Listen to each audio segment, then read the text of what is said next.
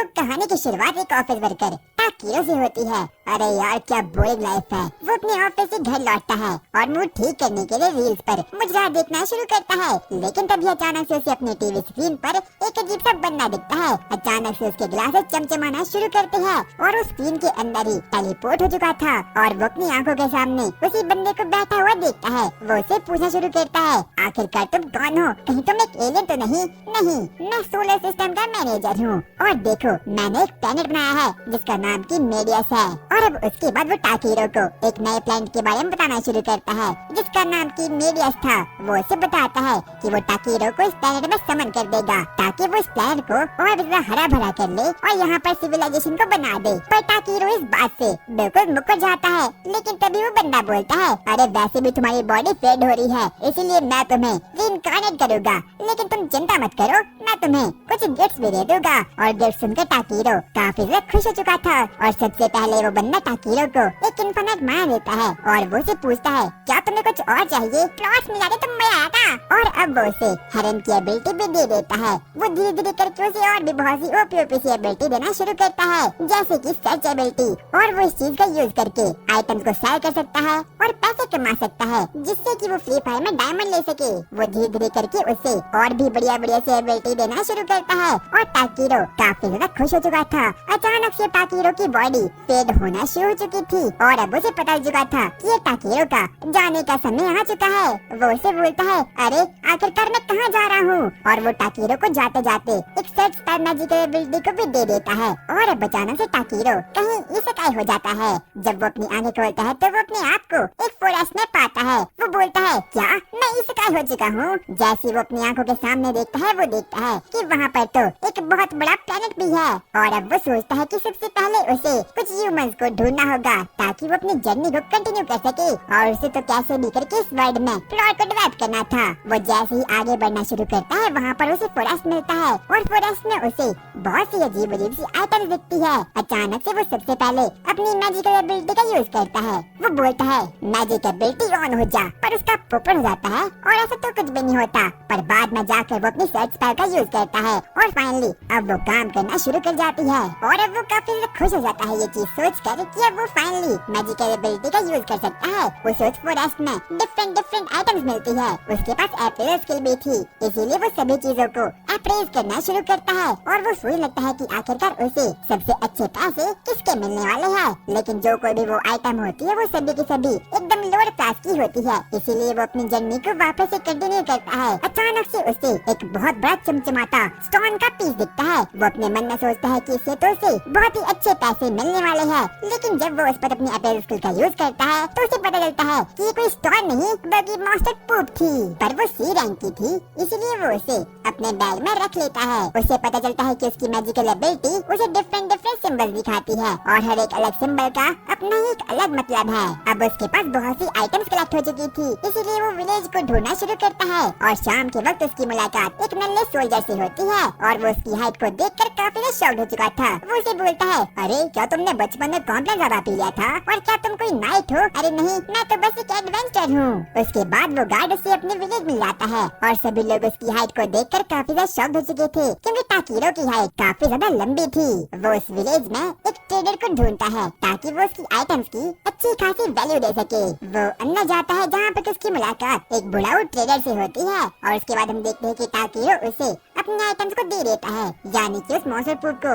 और जैसे ही वो ट्रेडर उस चीज को देखता है तो वो काफी ज्यादा शॉक्ड हो चुका था क्योंकि ये चीज काफी ज्यादा हाई रैंक की होती है और कुछ बचे कुछ एडवेंचर ही ऐसी चीजों को ला सकते हैं। वो इस चीज को देखकर काफी ज्यादा खुश होता है, इसीलिए वो टाकीरो को बोलता है, इसके बदले में मैं तुम्हें 5 गोल्ड कॉइन दूंगा जो कि इस वर्ल्ड में काफी ज्यादा होते हैं। और यहाँ तक कि टाकीरो भी इस चीज को देखकर काफी शॉक्ड हो चुका था कि एक मॉन्स्टर पूप की इतनी वैल्यू भी हो सकती है। और यहाँ तक कि वो ट्रेडर उस मॉन्स्टर पूप को अपने मुंह से रगड़ना शुरू करता है और टाकीरो इस चीज को देखकर काफी शॉक्ड हो चुका था, इसीलिए वो अपनी बाकी की बची कुछ आइटम्स को भी उसे बेचना शुरू करता है। लेकिन तभी वो बुढ़ाऊ ट्रेडर उसे बोलता है, तुम्हारी आइटम तो काफी ज्यादा अच्छी है पर मुझे तुम्हारी एक हेल्प चाहिए। हेल्प? कैसी हेल्प? क्या तुम मेरे लिए स्कूल की पीछे वाली पहाड़ी पर जाओगे और मिथरल ओर को कलेक्ट करके लाओगे? हाँ, मैं जा सकता हूँ, क्योंकि इस पूरे वर्ल्ड में मिथरल ओर काफी रेयर होता है और कुछ बचे कुछ एडवेंचर ही ऐसी कामों को कर सकती है। वो सबसे पहले टाकीरो को एक मैप को दे देता है और उसकी बाकी की बची कुछ आइटम्स को भी ले लेता है, लेकिन जाते जाते वो उसे बोलता है वहाँ पर ध्यान से जाना, क्योंकि वहाँ पर बहुत ही खूंखार मौसम भी होते हैं। यहाँ तक कि टाकीरो भी इस चीज को देखकर अब थोड़ा बहुत डर चुका था और अब उसे अपनी बाकी के आइटम्स के बेचने के चक्कर में बहुत से पैसे मिलते हैं, इसीलिए वो उसी विलेज में एक रूम को रेंट पर भी ले लेता है ताकि वो रात के समय वहाँ पर रुक सके। रात के समय वो अपने मन में सोचना शुरू करता है कि आखिरकार ये वर्ल्ड कैसा है और क्या मुझे यहाँ पर फ्री फायर खेलनी भी चाहिए या फिर नहीं। लेकिन तभी उसके डोर को कोई नॉक करता है और वहाँ से एक अजीब सी छोटी सी मेड वहाँ पर आती है। वो टाकीरो के सामने आगे बढ़ती है और उसके हाथ में एक पानी की बाल्टी थी। वो उसे बोलना शुरू करती है, एडवेंचर, क्या तुम्हें पानी चाहिए? और टाकीरो उसे पूछता है, आखिरकार मुझे पानी क्यों चाहिए? अरे क्या तुम्हें अपने आप को साफ नहीं करना? तुम गंदे हो चुके होगे, तो क्या मैं नहा नहीं सकता? नहीं, तुम बिल्कुल भी नहा नहीं सकते, क्योंकि इस वर्ल्ड में सिर्फ और सिर्फ नोबल लोग ही नहा सकते हैं और वही नहाने को अफोर्ड कर सकते हैं। और यहाँ तक कि टाकीरो इस बात को सुनकर काफी ज्यादा शॉक हो चुका था, पर वो मेड उसे बोलती है सिर्फ मैजिशियन लोग नहा सकते हैं। इसलिए टाकीरो की दिमाग की बत्ती जलती है। वो उस मेड को अपने रूम से बाहर निकालता है और वहाँ पर अपनी मैजिकल एबिलिटी यूज करता है। वो बोलता है क्लीन और वहाँ पर वाटर मैजिक एक्टिवेट हो जाता है और वो पानी उसके अंग को एकदम अच्छे से धो कर रख देता है। और जिंदगी में इस प्रकार से टाकीरो कभी भी नहा नहीं था। और अगली सुबह होते ही टाकीरो अपनी जर्नी पर निकल चुका था। वो वापस से फॉरेस्ट में जाता है और अब तो उसे कैसे भी करके मिथरल ओर को कलेक्ट करना था। जाते समय वो सबसे पहले एक मशरूम को अपने बैग में रख लेता है। वो आगे जाता है जहाँ पर कि उसे एक अजीब सा स्पेड सिंबल दिखता है। वो वहाँ पर तहकीकात करना शुरू करता है, जहाँ पर कि उसे एक अजीब से एडवेंचर की डेड बॉडी दिखती है। वो उसे एग्जामिन करना शुरू करता है और उसे पता चलता है कि ये तो किसी एडवेंचर की बॉडी होती है। वहाँ पर उसे एक अजीब सा लेटर भी मिलता है जो कि उसी एडवेंचर की बहन का था। इसीलिए वो सबसे पहले अपनी मैजिकल एबिलिटी का यूज करके उसे श्रद्धांजलि देता है और अब वापस से अपने एडवेंचर को आगे बढ़ाना शुरू करता है। सबसे पहले वो वहाँ पर अपने ऊपर एक बैरल को एक्टिवेट कर देता है और वहाँ पर खाना बनाना शुरू करता है। और इस बार तो वो अपनी मैजिकल एबिलिटी का यूज करके खाना बनाता है जो कि उसे काफी ज्यादा टेस्टी लगता है। वाव, इससे का जिंदगी तो काफी ज्यादा अच्छी है। और अब वो उस माउंटेन तक बस पहुंचने वाला था, लेकिन अब वो एडवेंचर करते करते वो finally forest of ancient dragon तक पहुंच चुका था। और ये फॉरेस्ट काफी खतरनाक होता है क्योंकि यहाँ पर बहुत सी अजीब अजीब से मॉन्स्टर भी रहते हैं। इसलिए सबसे पहले टाकीरो अपनी लाइट एबिलिटी का यूज करता है ताकि वो अंधेरे में अजीब अजीब सी चीजों को देख सके। और वहाँ पर भी वो अपनी सर्च मैजिक एबिलिटी का यूज करता है और तरह तरह की आइटम्स कलेक्ट करना शुरू कर देता है। पर उसे कैसे भी करके मिथरल ओर को ढूंढना था, इसलिए वो भागना शुरू करता है और दौड़ते दौड़ते अचानक से वो एक खाई में गिरने वाला था और वापस से किसी नई दुनिया में इससे कहीं होने वाला था। लेकिन सही समय पर वो फ्लाई मैजिकल एबिलिटी का यूज कर देता है और उस वक्त उसकी एकदम सॉफ्ट लैंडिंग होती है। अचानक से जब वो नीचे जाता है तो वो देखता है कि वो तो किसी माइन में पहुंच चुका है और वहाँ पर उसे बहुत से सिंबल दिखाई देते हैं। सबसे पहले वो अपना माइन करने वाले अस्त्र को निकालता है और वहाँ पर उसे बहुत से ओर्स मिलते हैं जैसे कि सिल्वर ओर और बाकी की चीजें भी। वो उस माइन में मिथरल ओर को रिसर्च करना शुरू करता है, लेकिन तभी अचानक से वो माइन जोर जोर से हिलना शुरू कर देती है। लेकिन तभी हम देखते हैं कि टाकीरो इस चीज को बिल्कुल इग्नोर कर देता है और वापस से वहाँ पर जाता है। वो वहाँ पर अपने मैजिकल फायरबॉल को फेंकता है और वहाँ पर पूरी की पूरी जगह को उड़ा कर रख देता है। और जब वो वहाँ पर पहुँचता है तो उसे फाइनली मिथरल ओर मिल चुका था, पर वो तादाद में काफी कम थे। इसीलिए वो डिसाइड करता है कि वो थोड़े बहुत और मिथरल ओर को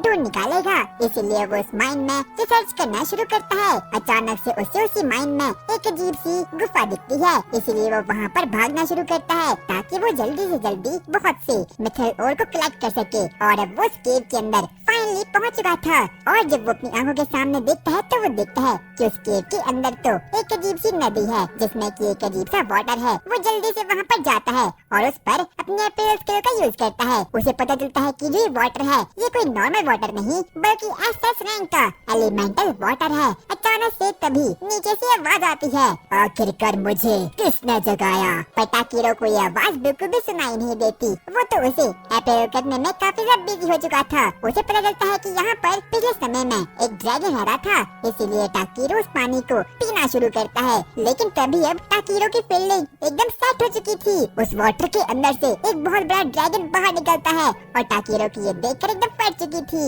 इसलिए वो मत्था टेक कर उसे माफी मांगना शुरू करता है। प्लीज मुझे माफ करना, अगर मैंने आपका ध्यान भंग किया। तुम में से काफी माना आ रहा है और तुम मेरे सामने खड़े भी हो पा रहे हो, तुम कोई नॉर्मल ह्यूमन तो नहीं लगते। टाकीरो के अंदर का माना काफी ज्यादा था, इसीलिए उसकी वजह से उस ड्रैगन की नींद भंग हो गई। वो उसे बोलता है, मैं एक एंशिएंट ड्रैगन हूँ और मेरा नाम है वॉर्डियस। लेकिन टाकीरो की ग्रैंड मस्ती काफी ज्यादा थी, इसलिए वो उसे बोलता है, क्या मैं आपको मिस्टर वॉल बोल सकता हूँ? हाँ ठीक है। वो ड्रैगन उसे बोलता है, मुझे तुम्हारी हेल्प चाहिए, लेकिन किस चीज में? तुम्हें मेरे बच्चे को हैच करना होगा और बदले में मैं तुम्हें इस मित्सल ओर को दे दूंगा। और अब वो फाइनली काफी ज्यादा खुश हो चुका था, पर बदले में टाकीरो को उसके बेटे को हैच करना होगा, यानी कि एक ड्रैगन के बेटे को, जो काफी ज्यादा खतरनाक होता है। इतने में हम देखते हैं कि वो ड्रैगन अपनी मैजिकल एबिलिटी से अपने अंडे को बाहर निकालता है और वो पूरा का पूरा ब्लैक था और काफी ज्यादा बड़ा भी था। वो टाकीरो को उस एग को दे देता है और वो उसे बोलता है, जल्दी से इसे हैच करो। लेकिन मैं ऐसा कैसे करूँगा? इसमें अपना पूरा पूरा माना डाल दो। और अब टाकीरो भी समझ चुका था कि आखिरकार उसे करना क्या है, इसीलिए वो अपनी हीटिंग मैजिक एबिलिटी का यूज करता है और अपने पूरे के पूरे माना को उस एग के अंदर डाल देता है। अचानक से वो एग उसके पूरे के पूरे माना को एब्जॉर्ब करना शुरू करता है और टाकीरो का माना लेवल धीरे धीरे करके डिक्रीज होना शुरू हो चुका था और अब टाकीरो बेहोश हो चुका था, यानी कि वो किसी नए वर्ल्ड में इससे काय होने आया था। लेकिन तभी उसे किसी की आवाज आती है और ये कोई और नहीं बल्कि सोलर सिस्टम का मैनेजर था, लेकिन ये पूरा का पूरा ब्लैक था। वो टाकीरो को बोलना शुरू करता है, तुम्हें उस ड्रैगन से भिड़ना नहीं चाहिए था, अगर तुम्हें ड्रैगन दिखे तो वहाँ से चुपचाप भाग लो। अचानक से अब उसके बाद टाकीरो को वापस से होश आ चुका था। जैसे ही वो अपनी आंखों को खोलता है, वो अपने सामने अंधकार को देखता है। वो बोलता है, मिस्टर वी आखिरकार आप कहाँ हो? लेकिन तभी उसे अजीब सी आवाज आती है और किसी और की नहीं बल्कि उसी ड्रैगन के बच्चे की थी, यानी कि अब वो फाइनली हैच हो चुका था और वो काफी ज्यादा क्यूट भी था। वो क्यूट बेबी ड्रैगन सीधे ही टाकीरो के पास आता है और उसकी गोदी में चढ़ जाता है और वो ड्रैगन टाकीरो को बोलता है, जल्दी से इसे कोई नाम दो। और टाकीरो उसे नाम देने के लिए बहुत सोचता है, लेकिन लास्ट में वो फाइनली उसे नाम दे देता है और वो होता है बी। और वो क्यूट बेबी ड्रैगन भी इस नाम को सुनकर काफी खुश हो चुका था, इसलिए वो टाकीरो से मिलना जुलना शुरू करता है। वो ड्रैगन उसे बोलता है, अब मेरा बेटा तुम्हारे साथ ही इस पूरे वर्ल्ड को एक्सप्लोर करेगा, लेकिन तुम्हारा बेटा तो अभी अभी पैदा हुआ है ना। और उस क्यूट बेबी ड्रैगन को टाकीरो काफी ज्यादा पसंद आता है और इतना कहने के बाद वो ड्रैगन अब वहाँ से वापस से उसी नदी में कहीं डूब चुका था। और अब टाकीरो को फाइनली मैजिकल मिथरल ओर तो मिल चुके थे और साथ साथ में ही अपनी जर्नी के लिए एक नया पार्टनर भी उस बेबी ड्रैगन को बोलना शुरू करता है, तो क्या तुम जर्नी के लिए रेडी हो? हाँ मैं रेडी हूँ। पर वो ड्रैगन बच्चा काफी ज्यादा बदबूदार था, इसलिए वो सबसे पहले उसे साफ कर देता है। और अब वो लोग फाइनली केव से बाहर आ चुके थे। जब भी बाहरी लाइट को देखता है तो वो काफी खुश हो चुका था, इसीलिए वो उड़ना शुरू करता है। इतने में ही टाकीरो से बोलता है, बी तो क्या तुम्हारा पहला टाइम था? और अब वो काफी ज्यादा खुश हो चुके थे, लेकिन तभी टाकीरो को पता चलता है कि अभी तो इवनिंग हो रही है और रात में ही फॉरेस्ट काफी ज्यादा खौफनाक हो जाता है, इसीलिए वो लोग डिसाइड करते हैं कि वो लोग आज की रात यहीं पर कैंप लगाने वाले हैं। और अब बी भी काफी ज्यादा खुश हो चुका था। सबसे पहले हम देखते हैं कि टाकीरो अपने आइटम बॉक्स को निकालता है और वहाँ से वो सबसे पहले एलिमेंटरी वाटर को निकालता है, जो कि SS रैंक का होता है और जो कि उसे पिछली बार उस केव से मिला था। टाकीरो को पता चलता है कि मिस्टर वी ने उसके बैग में इनफाइनाइट वाटर को डाल दिया है, इसलिए टाकीरो सबसे पहले बी को उस वाटर को पिलाता है। और अब वो काफी ज्यादा खुश हो चुका था, क्योंकि इस समय पर बी एक बच्चा है और यहाँ तक कि अभी उसके पास कोई दांत भी नहीं है और वो कुछ खा भी नहीं सकता, इसलिए टाकीरो उसे उसी वाटर को पिलाता है। और अब तो दोनों का ही माना लेवल काफी ज्यादा स्ट्रॉन्ग हो चुका था। रात के समय हम देखते हैं कि टाकीरो अपने बैग से कुछ मैजिकल स्टोन को निकालता है और अपने और बी के ऊपर एक बैरल को क्रिएट कर देता है। उसे याद आता है कि जब वो इस वर्ल्ड में घूम रहा था तो वो बुक स्टोर में गया था और जहाँ से उसे पता चलता है कि मैजिकल स्टोन इस वर्ल्ड में काफी ज्यादा प्रीशियस है, लेकिन टाकीरो के पास एक काफी ज्यादा कमाल की पावर होती है कि वो अपने मैजिक से ही मैजिकल स्टोन को क्रिएट कर सकता है। और वो देखते ही देखते एक थर्मल मैजिकल स्टोन को क्रिएट कर देता है और उसी की हेल्प से से आग जलाना शुरू करता है। यहाँ तक कि बी भी ये देखकर काफी शॉक्ड हो चुका था। उसके बाद हम देखते हैं कि टाकीरो अपनी थोड़ी बहुत कुकिंग स्टाइल का यूज करता है और एक के बाद एक करके बहुत ही टेस्टी चीज बनाना शुरू करता है। और सबसे पहले वो बी को सूप को खिलाता है, लेकिन वो काफी गर्म था, इसलिए बी की जुबान एकदम जल चुकी थी। इसलिए टाकीरो उसे एकदम ठंडा करके उस सूप को पिला देता है और अब वो सभी लोग काफी ज्यादा ही खुश हो चुके थे। रात के समय अब वो लोग सोना शुरू करते हैं, लेकिन तभी टाकीरो बी को पूछता है, बी क्या तुम्हें अपने डैड यानी कि मिस्टर वी की याद नहीं आ रही? लेकिन अब बी ने अपना पेरेंट्स पूरी तरह से टाकीरो को मान लिया है। टाकीरो को अपने पेरेंट्स कैसे पता चलता है कि बी अभी बच्चा ही है, लेकिन फिर भी वो बी रैंक का है, जो काफी खौफनाक चीज होती है। यानी कि जैसे जैसे करके बी का लेवल इंक्रीज होता रहेगा, उसका रैंक भी लेवल अप होता रहेगा। इसीलिए वो बी को बोलना शुरू करता है, बी चाहे जो भी हो जाए तुम्हें कैसे भी करके डिस्ट्रक्शन नहीं मचानी है। लेकिन तब तक तो बी सो चुका था और अब टाकीरो अपनी नई लाइफ के बारे में सोचना शुरू करता है, क्योंकि अब उसे लाइफ काफी पसंद आ रही है। उसे पता चलता है कि मिस्टर बी का मिलना भी उसी सोलर सिस्टम मैनेजर ने किया हुआ है, क्योंकि उसने जाते वक्त उसे एक अजीब सी पावर को दे दिया था। अगली सुबह हम देखते हैं कि टाकीरो पहाड़ चढ़ना शुरू करता है, क्योंकि अब वो लोग कैसे भी करके वापस से अपने रूम यानी कि टॉर्मी विलेज में जाना था। और अब वो लोग आगे बढ़ना शुरू करते हैं, लेकिन तभी टाकीरो को याद आता है कि ये तो वही फॉरेस्ट था जहाँ पर कि रात के समय काफी खतरनाक मॉब यहाँ पर आते हैं, लेकिन ये डे टाइम है, इसलिए यहाँ पर कोई भी मॉब नहीं है। इसीलिए वो लोग यहीं से ट्रैवल करने का फैसला लेते हैं। बी काफी एक्साइटेड था, इसलिए वो आगे बढ़ना शुरू करता है, लेकिन तभी टाकीरो डिसाइड करता है कि वो सबसे पहले यहाँ पर कुछ चीजों को गैदर करेगा। इसीलिए वो सबसे पहले अपनी रिसर्च एबिलिटी का यूज करता है और यहाँ पर अजीब अजीब सी चीजों को ढूंढना शुरू करता है। लेकिन तभी वो नोटिस करता है कि बी डरते डरते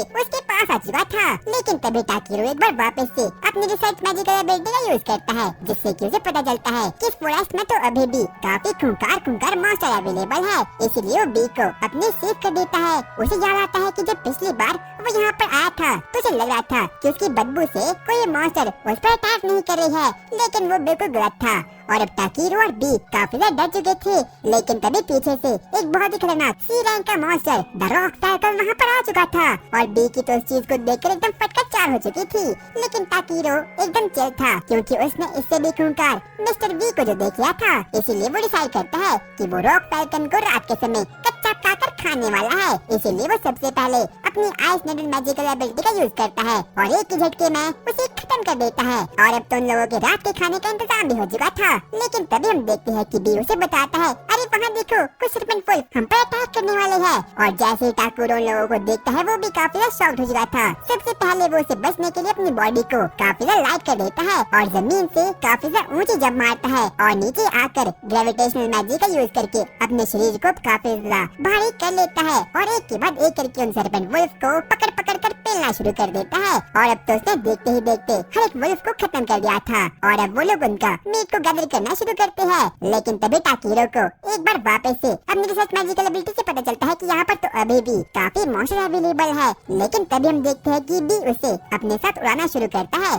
ताकि वो जल्द से जल्द टॉर्मी विलेज तक पहुँच पाए। लेकिन तभी हम देखते हैं कि टाकीरो से बोलता है, अरे बी मैं काफी ज्यादा भारी हूँ, प्लीज मुझे नीचे फेंक दो। और वो भी ऐसा ही कर लेता है और वो टाकीरो को आसमान से सीधा ही नीचे फेंक लेता है। लेकिन टाकीरो इस बात को देखकर काफी ज्यादा शॉक्ड हो चुका था। उसे पता चलता है कि उन लोगों ने तो फॉरेस्ट ऑफ ट्रीज को पार कर लिया है और अब वो लोग टॉर्मी विलेज के काफी पास आ चुकी है। इसलिए अब वो लोग आगे बढ़ना शुरू करते हैं। लेकिन सबसे पहले टाकीरो बी को शुक्रिया अदा करता है, लेकिन उसे तो कुछ भी समझ नहीं आता।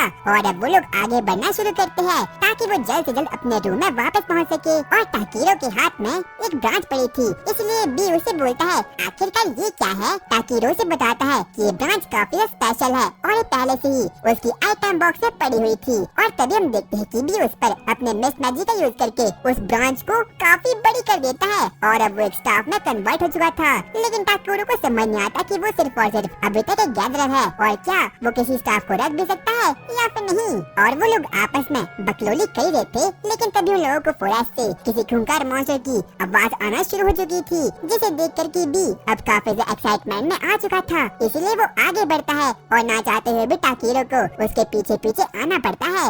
और अब वो लोग आगे बढ़ना शुरू करते हैं ये जानने के लिए कि आखिरकार वो मॉन्स्टर है कौन। हम देखते हैं कि बी एक जगह पर आकर रुक जाता है, इसलिए टाकीरो भी उसके पीछे आता है और वहाँ पर उसकी मुलाकात एक अजीब सी एल्फ लड़की से होती है और उसकी हालत काफी से खराब थी। ताकीरो से पूछता है क्या तुम पर किसी मॉन्स्टर ने अटैक कर दिया, लेकिन अभी वो एल्फ ठीक से बोल भी नहीं पाती, यहाँ तक कि वो कुछ कर भी नहीं पाती। बाद में उसके पेट से अजीब सी आवाजें आना शुरू होती है। ताकीरो को पता चलता है कि जो ये एल्फ है ये काफी दिनों से भूखी है और वो मॉन्स्टर साउंड कहीं और से नहीं बल्कि इस एल्फ के पेट से आ रही है।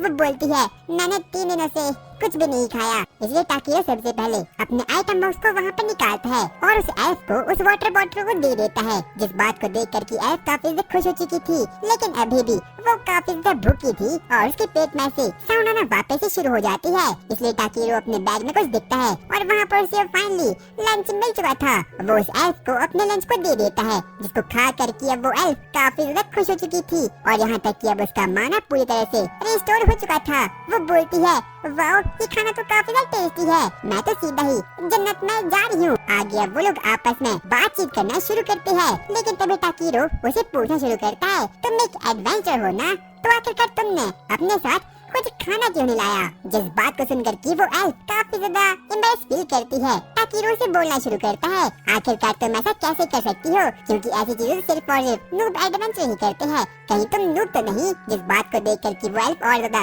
एम्बैरेस फील होना शुरू हो चुकी थी। वो ताकीरो के पास आती है और ताकीरो से बोलता है अरे नहीं तुम में से तो काफी ज्यादा बदबू भी आ रही है, शायद से गोबर की बदबू है। और जिस बात को सुनकर की एल्फ को काफी ज्यादा शर्म आ जाती है, इसीलिए वो ताकीरो को बाय बोलकर अब वहाँ से निकल जाती है। वो उसे बोलती है बाय मुझे कुछ और काम है, और अब ऐसा बोलकर अब वो वहाँ से निकल जाती है। और अब ताकीरो और भी सबसे पहले उस फॉरेस्ट में कुछ आइटम्स को गैदर करना शुरू करते हैं और वहाँ पर ताकीरो को बहुत सी चीजें मिलती है जो काफी ज्यादा ओपी रैंक की होती है। और अब वो लोग फाइनली फॉरेस्ट के एग्जिट तक पहुँच चुके थे, जहाँ पर की बी को आती हुई दूर से ही एक वैगन नजर आ जाती है और ताकीरो उसकी स्पार को देखकर काफी ज्यादा ही शॉक्ड हो चुका था। और अब वो वैगन भी ताकीरो के पास आ चुकी थी और वहाँ पर देखता है कि उस वैगन के आगे तो एक ई रैंक का हॉर्स खड़ा हुआ है जो कि एक यूनिकॉर्न है। आगे अब ताकीरो उस वैगन के मालिक से बातचीत करना शुरू करता है और वो उसे बोलता है अरे एडवेंचर तुम आखिरकार कहाँ जा रहे हो। लेकिन ताकीरो से बोलता है अरे मैं कोई एडवेंचर नहीं हूँ, मैं गैदरर हूँ। क्या एक गैदरर, ये तो काफी रेयर बात है, तुम जा कहाँ रहे हो। ताकीरो से बताता है कि वो टॉर्मी विलेज की ओर आगे बढ़ा है और वो लोग भी टॉर्मी विलेज जा रहे होते हैं, इसलिए वो उसे बोलता है तो क्यों न तुम मेरी वैगन में आ जाओ। अरे नहीं नहीं ऐसी कोई बात नहीं, क्योंकि मैं काफी ज्यादा बड़ा हूँ। लेकिन अब वो फाइनली उस वैगन में आ चुका था और जहाँ पर उसकी मुलाकात उस बंदे की फैमिली से होती है। वहाँ पर एक औरत थी और 2 बच्चे भी थे। वो उसे बातें करना शुरू करते हैं और अब वो लोग फाइनली टॉर्मी विलेज में आगे बढ़ना शुरू करते हैं। और अब उन लोगों को पता चलता है कि ताकीरो का साइज तो काफी ज्यादा ही बड़ा है। ताकीरो को एहसास होता है कि जब से वो इस वर्ल्ड में आया है तब से हर किस्म का बच्चा उसे काफी ज्यादा लगाव करते हैं, कहीं कुछ गलत तो नहीं। इसीलिए वो उन बच्चों से बातचीत करना शुरू करता है। लेकिन तभी ताकीरो बोलता है सॉरी मैं माफी मांगता हूँ, मेरा साइज काफी ज्यादा बड़ा है। लेकिन तभी वो बंदा बोलता है अरे कोई बात नहीं, साइज मैटर नहीं करता। और अब ताकीरो उन बच्चों से बातचीत करना शुरू करता है। वो उन बच्चों को बोलता है आखिरकार तुमने मुझे लिफ्ट कैसे दे दी, क्या पता कहीं मैं कोई चोर निकलूं। लेकिन तभी वो बच्चा बोलता है नहीं ऐसा बिल्कुल भी नहीं हो सकता, क्योंकि जब आप आए तो मैजिकल बेल बिल्कुल भी रिंग नहीं करी। और तब जाकर ताकीरो को पता चलता है कि मैजिकल बेल बैगमाना को सेंस कर देती है। और अब वो लोग आगे बढ़ना शुरू करते हैं, लेकिन तभी ताकीरो उन लोगों को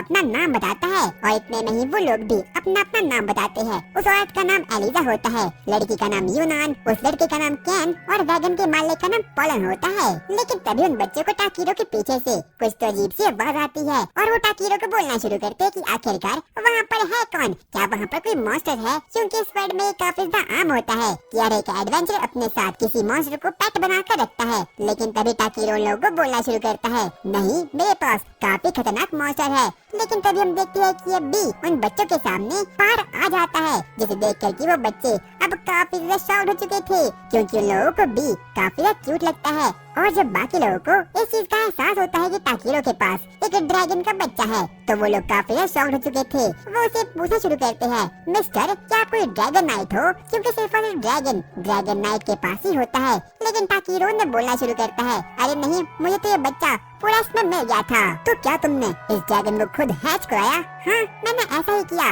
और जिस बात को सुनकर तो वो लोग काफी ज्यादा ही शॉक्ड हो चुके थे। बाद में जाकर टाकीरो को पता चलता है कि इस वर्ल्ड में सिर्फ और सिर्फ ड्रैगन ना एक ही ड्रैगन को रख सकते हैं और ड्रैगन होना काफी ज्यादा ही रेयर बात होती है। और अब हम देखते हैं कि रात हो चुकी थी, इसीलिए वो लोग डिसाइड करते हैं कि वो रात के समय अपने यहाँ कैंप लगाएंगे। टाकीरो सबसे पहले लाइट मैजिक एबिलिटी का यूज करता है और वहाँ पर अपने सामने कुछ मैजिकल स्टोन को वहाँ पर रख देता है। और पोलन और बाकी लोग उसकी इस एबिलिटी को देखकर काफी ज्यादा ही शॉक्ड हो चुके थे, इसीलिए वो अब फायर मैजिक का यूज करके अपने आसपास फायर जलाना शुरू करते हैं। लेकिन तभी टाकीरो उन लोगों को बोलता है, क्या आप लोगों को डर नहीं लगता? क्या पता हमारे ऊपर कोई खूंखार मॉन्स्टर आकर अटैक कर ले। लेकिन तभी वो लोग बोलना शुरू करते हैं, अरे नहीं, ऐसी कोई बात नहीं है, क्योंकि टिंगुरा ड्रैगन तो है हमें बचाने के लिए। और अब वो लोग काफी ज्यादा खुश हो चुके थे। हम देखते हैं कि टाकीरो सबसे पहले अपनी सॉर्सरी का यूज करता है और वहाँ पर फायर को जला देता है। और इस चीज को देखकर तो बालक काफी ज्यादा ही शॉक्ड हो चुके थे। इतने हम देखते हैं कि एलिजा उन लोगों को बोलना शुरू करती है, चलिए अब आप लोग रेस्ट कीजिए, मैं खाना बनाती हूँ। लेकिन तभी टाकीरो एक बार वापस से बोलता है, अगर आप लोग चाहे तो क्या मैं ज्यादा खाना बना सकता हूँ? और वो लोग भी हाँ में जवाब देते हैं। और टाकीरो देखते ही देखते सभी लोगों के लिए अब खाने को बना लेता है। और जब वो लोग उसके खाने की बाइट लेते हैं तो वो लोग तो सीधा ही जन्नत में जा चुके थे, यानी कि लोगों को वो खाना काफी ज्यादा ही पसंद आता है। यहाँ तक कि पोलन रोना शुरू कर देता है। पोलन, आखिरकार तुम रो क्यों रहे हो? क्योंकि ये खाना काफी ज्यादा डिलीशियस है। हम पिछले कुछ दिनों से सिर्फ और सिर्फ सड़ा हुआ मीट खा रहे हैं, लेकिन बहुत समय बाद मुझे ऐसा खाना खाकर काफी खुशी हुई। टाकीरो, तुम तो एक जादूगर हो। और अब वो सभी लोग खाना खाकर गाना शुरू करते हैं। यहाँ तक कि टाकीरो भी इस चीज को काफी ज्यादा एंजॉय करता है। सोते हुए अपनी लाइफ के बारे में सोचना शुरू करता है कि उसे सभी के साथ मिलकर बैठकर खाने। और अब पेलम और टाकीरो अपनी नींद से जाग चुके थे, लेकिन बी और बच्चे अभी भी आराम से सो रहे थे। वही हम देखते हैं कि टाकीरो सुबह सुबह ही अपने औजारों में तेल लगाना शुरू कर देता है और पेलम भी अपने घोड़ों की देखभाल करना शुरू कर देता है। इतने में ही एलिजा टाकीरो के पास आती है और वो उसे बोलती है, जो एडवेंचर अपने टूर का ख्याल रखता है वो आगे जाकर एक बहुत अच्छा एडवेंचर बनता है। और टाकीरो इस बात को सुनकर काफी खुश हो चुका था और अब उसे अपनी नई इसेकाई लाइफ भी काफी पसंद आना शुरू हो चुकी थी। लेकिन तभी पेलम टाकीरो को बोलता है, टाकीरो चलो ब्रेकफास्ट करने के लिए बाहर चलते हैं। और अब टाकीरो और बाकी लोग भी ऐसा करने के लिए मान जाते हैं। वो अपनी जर्नी को वापस से कंटिन्यू करते हैं ताकि वो लोग टॉर्मी विलेज तक पहुंच पाए। पर इस बार ड्राइविंग टाकीरो करता है, क्योंकि उसे कैसे बिगड़ के नई दुनिया में आकर यूनिकॉर्न को चलाना था। और इतने में हम देखते हैं कि अब बी भी फाइनली उड़ चुका था। और जो वो यूनिकॉर्न होता है वो काफी ज्यादा इंटेलिजेंट था, क्योंकि वो टाकीरो की हर एक बात को मान रहा था। और अब वो लोग फाइनली टॉर्मी विलेज तक वहाँ पर पहुँच चुके थे। जब टाकीरो टॉर्मी विलेज को देखता है तो वो लोग काफी ज्यादा शॉक्ड हो चुके थे। और यहाँ तक कि अब बाकी लोगों को भी टॉर्मी विलेज तक पहुँचने में काफी अच्छा लगता है। इतने में हम देखते हैं कि पेलम और अब उसकी फैमिली आगे बढ़ना शुरू कर देती है। और अब वो लोग टाकीरो से अलविदा ले लेते हैं। और इतने में हम देखते हैं कि टाकीरो उस गार्ड से बातचीत करना शुरू कर देता है। वो गार्ड से पूछता है, क्या तुम्हें पता है कि आखिरकार पेलम करता क्या है? हाँ, मुझे पता है, वो एक जर्नर है, यानी कि वो पूरी दुनिया घूमता है और उसका बस एक ही मकसद रहता है कि उसे दुनिया के हर एक कोने में घूमना होगा। इतने में ही वो गार्ड टाकीरो को बोलता है, क्या तुम्हें जेरम के पास नहीं जाना? अरे हाँ, वो तो मैं भूल ही गया। आगे टाकीरो जेरम द ब्लैक स्मिथ के पास जाता है, जिसने कि उससे मिथ्रिल ओर आने को कहा था। और बाकी के बच्चे बी को देखकर काफी ज्यादा एक्साइटमेंट में आ चुके थे। उसके बाद हम देखते हैं कि टाकीरो उस मिथ्रिल ओर को जेरम को दे देता है और जेरम बड़े ही ध्यान से उस मिथ्रिल ओर को घूरना शुरू कर देता है और वो उसकी एबिलिटी चेक भी करना शुरू कर देता है। वो उसे बोलता है, टाकीरो, क्या तुम्हें पता है ये बहुत कड़क माल है? ये तो वैसे मुझे पता ही था। उसके बाद वो उसे मिथ्रिल ओर के बारे में और ज्यादा जानकारी देना शुरू कर देता है। वो उसे बोलता है, बच्चे तुझे पता है ये कोई नॉर्मल मिथ्रिल ओर नहीं बल्कि मैजिकल मिथ्रिल ओर है, यानी कि ये लेजेंड स्टफ है। और लेजेंड स्टफ इस पूरी दुनिया में सबसे खतरनाक होता है। यहाँ तक कि टाकीरो भी जब इस बात को सुनता है तो वो काफी ज्यादा ही शॉक्ड हो चुका था। और अब तो जेरम भी उस मिथ्रिल ओर को पाकर काफी खुश हो चुका था। वो टाकीरो को बोलना शुरू करता है, टाकीरो तुम सच में ही एक काफी कमाल के गैदर हो। अच्छा तो क्या कैसी बात है? थैंक्स। मैं चाहता हूँ कि तुम अपनी जर्नी आगे बेलकाइम सिटी में कंटिन्यू करो, क्योंकि तुम्हारे पास काफी स्किल है और अगर तुम यहीं पर रहे तो तुम्हारी स्किल्स बेकार हो जाएगी। और अब टाकीरो भी बेलकाइम सिटी का नाम सुनकर काफी ज्यादा एक्साइटमेंट में आ चुका था और अब वो लोग डिसाइड करते हैं कि टाकीरो आगे जाकर बेलकाइम सिटी में जाने वाला है। यहाँ तक कि वो बुढ़ाऊ भी ये देखकर काफी खुश हो चुका था, क्योंकि उसके पास बिल्कुल भी इतने पैसे नहीं थे कि वो मिथिल ओर को खरीद सके। और अगर गलती से भी वो एक मिथिल ओर को खरीदने के लिए वहाँ पर जाए तो इसमें पूरे के पूरे गांव बिक जाएगा। और अब टाकीरो भी सोच में पड़ चुका था कि आखिरकार उसे अपने आइटम के साथ वहाँ पर क्या करना चाहिए, लेकिन वो डिसाइड कर देता है कि वो बेलकाइम सिटी में जाकर रहेगा। और रात के समय टाकीरो बुक पढ़ना शुरू कर देता है। वो सबसे पहले एडवेंचर के बारे में और गिल्ड के बारे में इंफॉर्मेशन को ले लेता है और बाद में जाकर उसे पता चलता है कि जो एडवेंचर्स होते हैं वो भी काफी टाइप के होते हैं और सबसे पहले उसे किसी गिल्ड को ज्वाइन करना होगा ताकि वो एडवेंचर बन पाए। और वो अपने मन में इसी बात को सोचना शुरू कर देता है। तभी वो बी को बोलता है, तो बी क्या तुम रेडी हो एक नए एडवेंचर पर जाने के लिए? हाँ, मैं बिल्कुल रेडी हूँ। और इसीलिए वो रात के समय सबसे पहले एक मेड से मिलता है जो कि उसे कुछ खाने के लिए दे देती है। और रात के समय पूरे विलेज में जश्न होना शुरू होता है। सभी लोग काफी ज्यादा एक्साइटमेंट में थे और सभी लोग काफी हैप्पी भी थे। और यहाँ तक कि सभी लोगों को बी और टाकीरो काफी पसंद आती है, क्योंकि टाकीरो हमेशा ही दूसरों की काफी ज्यादा देखभाल करता था। और अब अगले दिन जाकर टाकीरो सबसे पहले एक मशरूम को गैदर करता है और अब उसके बाद वो उसी मेड के पास जाता है, क्योंकि अब उसने डिसाइड कर दिया था कि वो अगली सुबह बेलकाइम सिटी में जाएगा। सबसे पहले वो मेड से बातचीत करना शुरू करता है और अब वो मेड भी टाकीरो के जाने पर काफी ज्यादा इमोशन हो चुकी थी। वो उसे बोलना शुरू करती है, टाकीरो क्या तुम कुछ और देर तक नहीं रुक सकते? क्योंकि अगर तुम यहाँ पर नहीं रहोगे तो मुझे काफी रोना आ जाएगा, पर मैं ऐसा नहीं कर सकता। और अब मेड भी उसकी इस भावना को समझ चुकी थी, इसीलिए वो उसे जाने से पहले कुछ लंच को बनाकर दे देती है। लेकिन वो लंच काफी रहा था। टाकीरो अपने मन में सोचना शुरू करता है, शुक्र है मेरे पास आइटम बॉक्स है। और रात के समय टाकीरो और बी फ्री फायर खेलना शुरू कर देते हैं। लेकिन तभी टाकीरो अपने मन में सोचना शुरू करता है कि कल सुबह उसे बेलकाइम सिटी की ओर जाना होगा, पर बदले में वो इन गाँव वालों को कुछ देना चाह रहा था और इसलिए वो बहुत सोचना शुरू करता है कि आखिरकार वो लोगों को कौन सी गिफ्ट को देगा। सबसे पहले वो अपनी जेब से एक मित्र ओर को निकालता है और एक लैंटर्न को भी। वो उन दोनों को अपने टेबल पर रख देता है और अब उन दोनों को मर्ज करने का यानी कि अपने मैजिक से फ्यूज करने का बहुत प्रयास करता है। वो सबसे पहले उन लोगों पर अपने मैजिक पावर का यूज करता है और अब वो दोनों चीज आपस में कंबाइन हो चुकी थी और टाकीरो इस चीज को देखकर काफी खुश हो चुका था। ये तो बिल्कुल वही चीज है। और अब अगली सुबह टाकीरो बेलकाइम सिटी में जाने के लिए एकदम तैयार हो चुका था और सभी लोग उसके जाने से काफी ज्यादा इमोशनल हो चुके थे। लेकिन तभी वो बाकी लोगों को बोलता है, देखो जाने से पहले मैंने आपके लिए एक छोटे गिफ्ट को तैयार किया है। और सभी लोग उस चीज को देखकर काफी शॉक्ड हो चुके थे, यहाँ तक कि किसी को भी समझ आता कि आखिरकार ये चीज क्या है। बाद में जाकर वो लोगों को बताता है कि ये चीज एक बैरियर की तरह पूरे विलेज की प्रोटेक्शन करेगी और जो कोई भी मॉन्स्टर इसके अंदर आएगा वो खत्म हो जाएगा। और जब जैरम इस चीज को देखता है तो वो काफी हैरान हो चुका था और सबसे पहले वो इस चीज को अपने हाथों में ले लेता है ताकि वो उसे देख सके। वो देखना शुरू करता है और वहाँ पर वो पाता है कि इसके नीचे तो सच में एक मित्र और है। लेकिन जब तक वो कुछ बोल पाता है तब तक टाकीरो वहाँ से भाग जाता है। वो बोलना शुरू करता है, टाकीरो क्या तुमने सच में इस चीज को बनाया?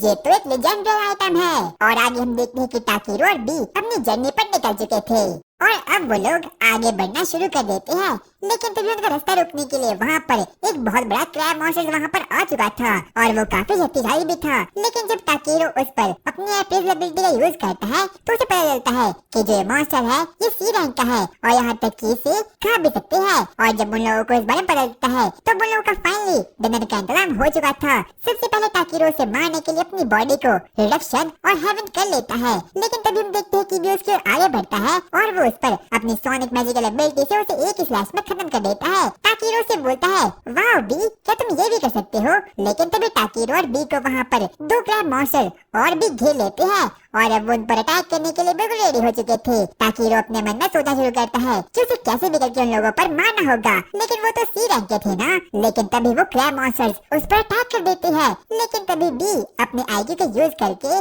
टाकीरो को वहाँ पर उड़ा देता है और वो दोनों क्रैब मॉन्स्टर्स एक दूसरे में ही घुसंड मार कर एकदम मर चुके थे और अब उन लोगों का डिनर का इंतजाम फाइनली हो चुका था। लेकिन तभी वहाँ पर एक और क्रैब मॉन्स्टर टाकीरो पर चार्ज कर लेता है। टाकीरो अपने स्टाफ को निकालता है और उसे एक होम रन मारकर फाइनली अब फिनिश कर देता है।